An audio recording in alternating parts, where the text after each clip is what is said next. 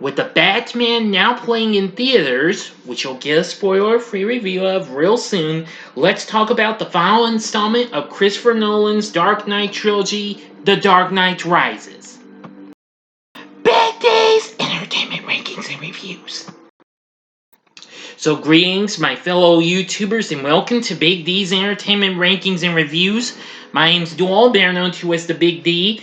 And this time around, I bring to you a re-review of the 2012 superhero flick, The Dark Knight Rises, released by Warner Bros., directed by Christopher Nolan, who co-wrote the screenplay with his brother Jonathan, and the story with David S. Goyer.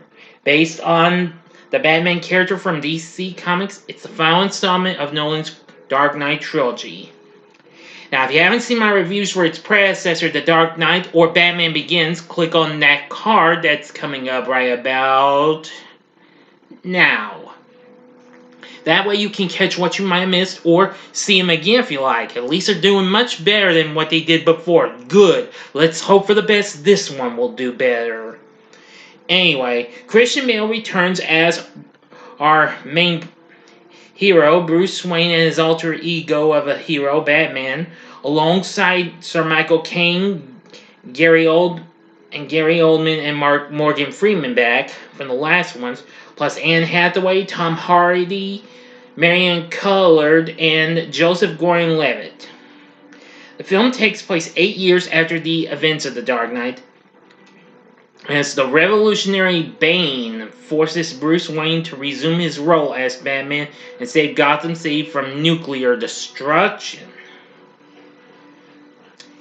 Anyway, now,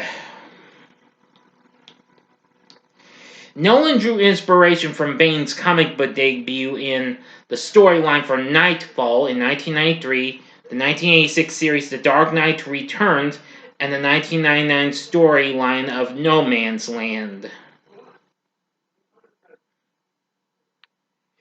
Now, this also introduced us to a really big new vehicle, a vehicle variation of both the Batplane and Batcopter, termed the Bat, was fixed up for this, well created specifically, an underground prison set and a new Batcave set. Really something. And this was just so good and what have you. So for now, let's get into the story. Bane, a masked terrorist and former member of the League of Shadows, abducts nuclear physicist Dr. Leonid Pavel from a CIA aircraft over Uzbekistan. 8 years after the death of District Attorney Harvey Dent, Batman has disappeared. Organized crime has been eradicated in Gotham City thanks to the Dent Act, giving expanded powers to the police. Commissioner James Gordon has kept the criminal acts of Dent after his disfigurement a secret and allowed the blame for his crimes to fall on Batman. He has prepared a speech to read, revealing the truth, but decides not to read it all. Bruce Wayne has become a recluse, and Wayne Enterprises is losing money. Bane sets up his base in the city sewers and prompts Wayne's corporate rival, John Daggett, to buy Wayne's fingerprints. Cat burglar Selina Kyle obtains Wayne's prints from Wayne Manor for Daggett, but she is double-crossed at the exchange and alerts the police. Gordon and the police arrive and pursue Bane and Daggett's henchmen into the sewers while Kyle flees. The henchmen capture Gordon and take him to Bane, but Gordon escapes and is found by rookie Gotham City Police Department officer John Blake. Blake, a fellow orphan who figured out Wayne's secret identity, confronts him and convinces him to return as Batman. Bane attacks the Gotham Stock Exchange by using Wayne's fingerprints in a series of transactions that leaves Wayne bankrupt. Batman resurfaces after 8 years while intercepting Bane and his subordinates. Wayne's butler, Alfred Pennyworth, is unconvinced that Wayne is strong enough to fight Bane and resigns in hope to save him, but only after admitting that he burnt a letter that Rachel left for him saying that she was going to marry Dent. Wayne finds comfort in new Wayne's Enterprises CEO Miranda Tate. and the two become lovers. Using the soul in transactions, Bane expands his operations and kills Daggett. Kyle agrees to take Batman to Bane, but instead leads him into Bane's trap. Bane reveals that he intends to fulfill Ra's al Ghul's mission to destroy Gotham. Batman fights Bane in a brawl, but Bane defeats him, dealing a crippling blow to his back before taking him abroad to an underground prison where escape is virtually impossible. The inmates tell Wayne the story of Ra's al Ghul's child who was born and raised in the prison before escaping, the only prisoner to have done so. Bane traps Gotham's police in the sewers and destroys the bridges surrounding the city. He kills Mayor Anthony Garcia and forces Dr. Pavel to convert the Wayne Enterprises fusion reactor core into a decaying neutron bomb before killing him as well. Outside Blackgate Penitentiary, Bane reads Gordon's speech to a crowd, revealing the truth about Harvey Dent. Shortly after he releases the prisoners of Blackgate Penitentiary, he instates martial law in the city and exiles and kills Gotham's elite in kangaroo courts presided over by Jonathan Crane. Yikes.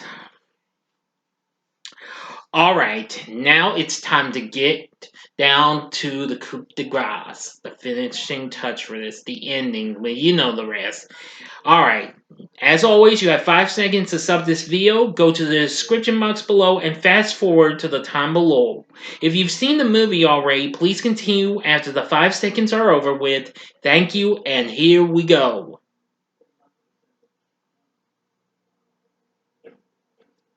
Okay, you've been warned. 5 months later, Wayne escapes from the prison and returns to Gotham. As Batman, he frees the police and they clash with Bane's army in the streets. During the battle, Batman overpowers Bane. Tate intervenes and stabs Batman, revealing herself as Talia al Ghul, Ra's al Ghul's daughter. She activates the bomb's detonator, but Gordon blocks her signal. Talia leaves to find the bomb while Bane prepares to kill Batman, but Kyle arrives and kills Bane.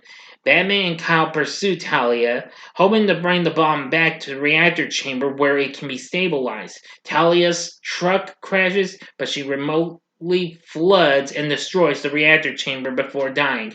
With no way to stop the detonation, Batman uses his aerial craft called the Bat to haul the bomb far over the bay where it safely explodes. Before takeoff, Batman subtly reveals his identity to Gordon.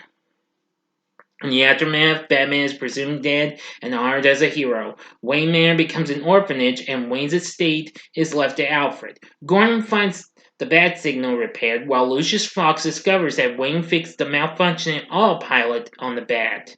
Alfred discovers that Wayne is alive and in a relationship with Selina Kyle. Blake, whose legal first name is revealed as Robin, resigns from the GCPD and receives a parcel from Wayne, leading him to the Batcave. End of story.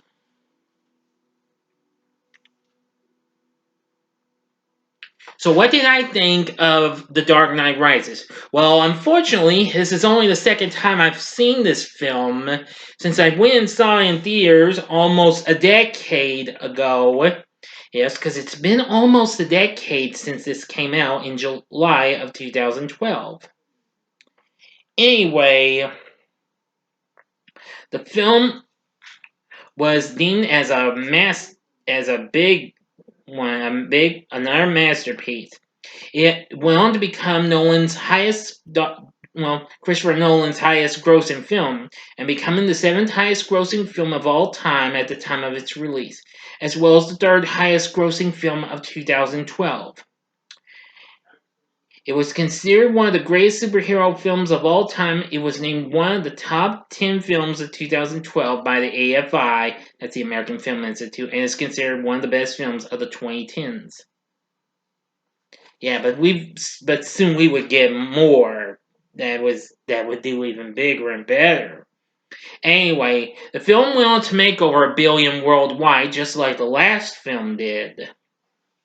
The film got great positive reviews, praise being directed toward the performances, the action sequences, the screenplay, direction, emotional depth, and the musical score, which was done by Hans Zimmer alone. Anyway, and many critics deeming it a satisfying conclusion to the trilogy. I have to agree with them on this. This was pretty good. But anyway, soon, Warner Bros. Decided to not report for box office figures for the movie until July 23rd, following the wake of the mass shooting during a midnight screening of the film when it came out. Hours before the midnight release of the film, several box office analysts suggested as much as a 198 million domestic opening weekend, but after that just happened big time. So anyway, nevertheless, it went on to become a big success.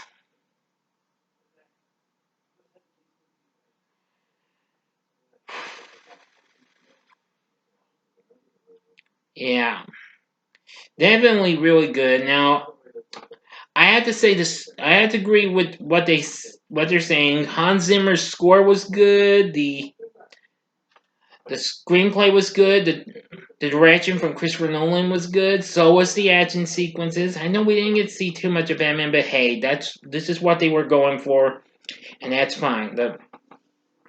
Now our performances, aside from the usuals like Christian Bale, once again great as Batman, Bruce Wayne, and Sir Michael Caine as Alfred, good. Gary Oldman as James Gordon, good. Let's see here.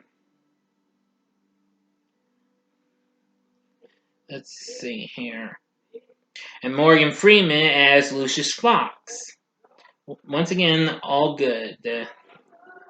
Anyway, now as for the rest of the cast and new members, Anne Hathaway, wow, incredible as Selena Kyle, aka Catwoman. That's right.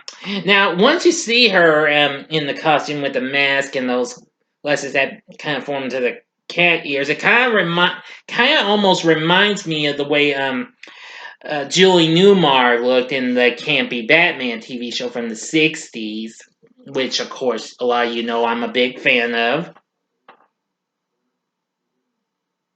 Yes.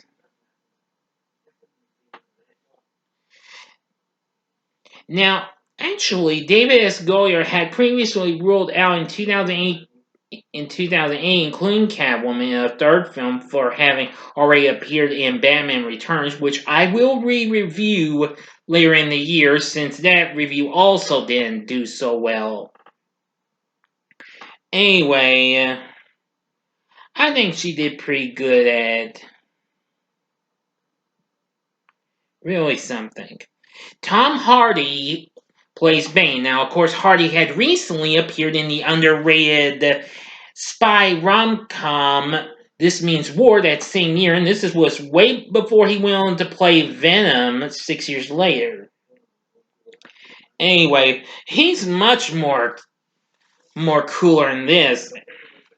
Anyway, he intended to portray the character as more menacing than Robert Swenson's version of the character in Batman and Robin, and that in order to do so, his portrayal entailed creating a contradiction between his voice and body. Hardy had gained 30 pounds for the role and increased his weight to 200 pounds. Really something. Wow. Now, of course, according to Hardy, he based Bane's voice on several influences, which include Bartley Gorman and the character's comic book heritage. Really something. And Marion Colored as Miranda Tate, who turned out to be Talia al Ghul. Very good.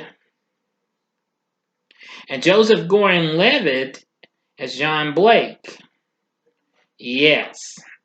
Real surprise. He was pretty good too. We got lots of others as well. You do get to see some appearances from previous members. You'll probably hardly even notice them in slight little flashbacks or cameos and what have you. But in the end, I think The Dark Knight Rises is definitely a perfect way to end this trilogy. And believe me, it's longer than the other two are, with a runtime of 163 minutes. That was formerly the longest DC film of all time, but now, of course, The Batman has surpassed it with a with which is actually 13 minutes more than this film is. This film is 163 minutes. The Batman's 176 minutes. Boy, I gotta tell you, that's a long one now. But anyway, this be one flick you definitely would need popcorn for. So, anyway, with me agreeing on everything, the screenplay, the characters, and the cast who played them, the music from Hans Zimmer, Christopher Nolan's direction, the action sequence, and stuff like that, etc. Would I recommend The Dark Knight Rises? The answer is hell yeah. If you are a completionist, you need to give it a watch. And if you like it, you better, well, keep on watching and enjoying it. Well, after finally revisiting, I've come to like it just more than what I did. I did like this film when it came out, but unfortunately, I never did take the time to revisit it until just recently. But now, I'm back on 110%. So anyway, let me know what your thoughts are on The Dark Knight Rises in the comments section below. If you like this video, click the like button, subscribe to my channel, and be a part of the Big D Nation. Stay tuned. Tomorrow morning, you will get my latest Saturday morning TV log on the original Teenage Mutant Ninja Turtles. And then later on, you will get my spoiler-free review of The Batman once I go see it. Okay? Anyway, thank you for watching, and if you like this, see these other two films. Well, actually, three of them, because I reviewed these three films I've already mentioned. Well, two are, one's a big one, one's a sequel that has Tom Hardy in it. In the upper left-hand corner is my review of Venom from 2018. The upper right-hand corner is my review of its sequel, Venom, Let There Be Carnage, from last year. And the bottom left-hand corner is my review of This Means War. And the bottom right-hand corner is the button you can click to subscribe. If you like rankings and reviews on movies, TV, music, video games, etc., then I'm your guy. Thanks for watching. Until next time, I'm the Big D saying, see ya.